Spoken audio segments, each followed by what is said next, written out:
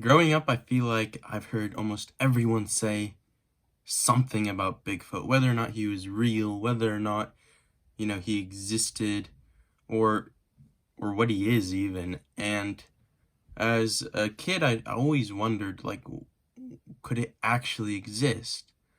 And my thinking was like, no, it's got to be like Santa Claus, something just that parents make up so that you stay on your best behavior. Like, I don't know, it could have been something used way back in the day saying like, don't go out in the woods or Bigfoot will catch you, so kids don't run away.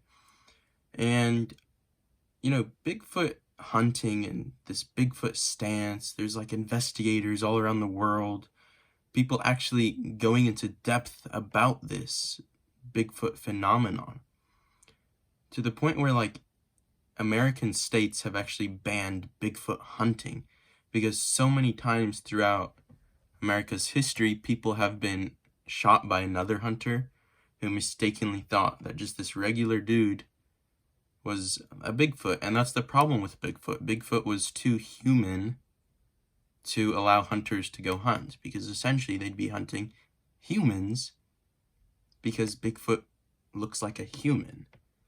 And I don't think Bigfoot is real, all right? It's just not real. It can't be real because if he was real, we would have found him.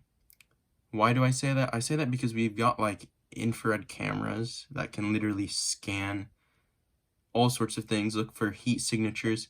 So if a Bigfoot was walking around, we would see him on these infrared cameras, especially all these investigators who are supposedly experts in the field and look for him. We would have found him. Now, there are exceptions. There are species we have not found.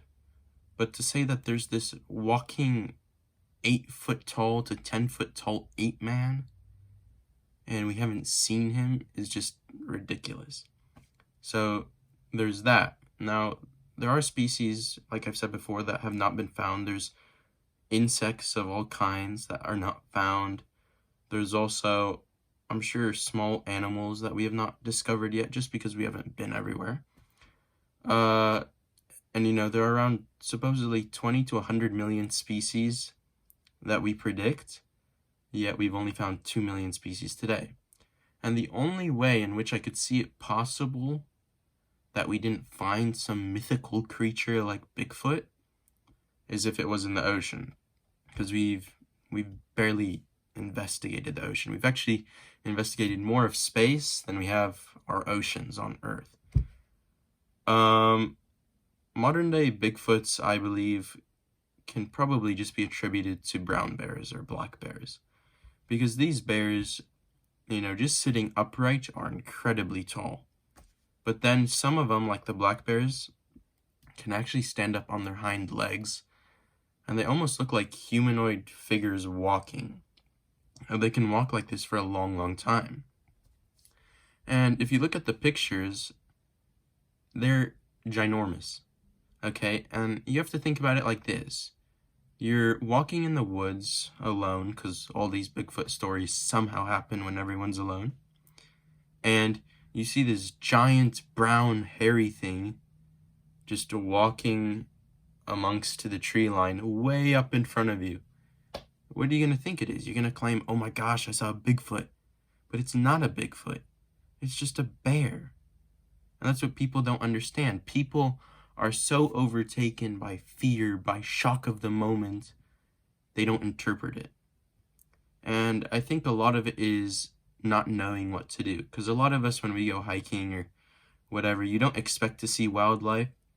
And if you do, you're hoping it's like a deer because you don't want to get eaten.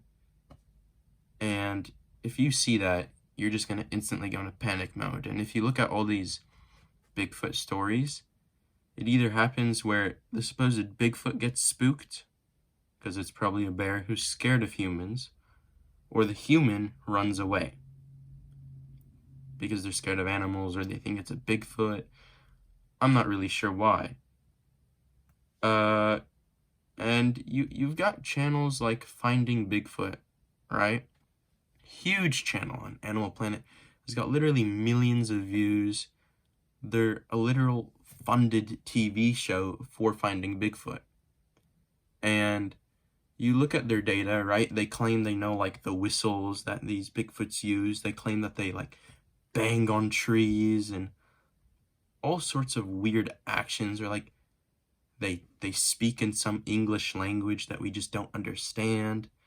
There's also one where they wrap their food up in like these bags and carry it on their back like hobos. Like just a ton of rubbish. And you've got these experts who are claiming to know everything about Bigfoot.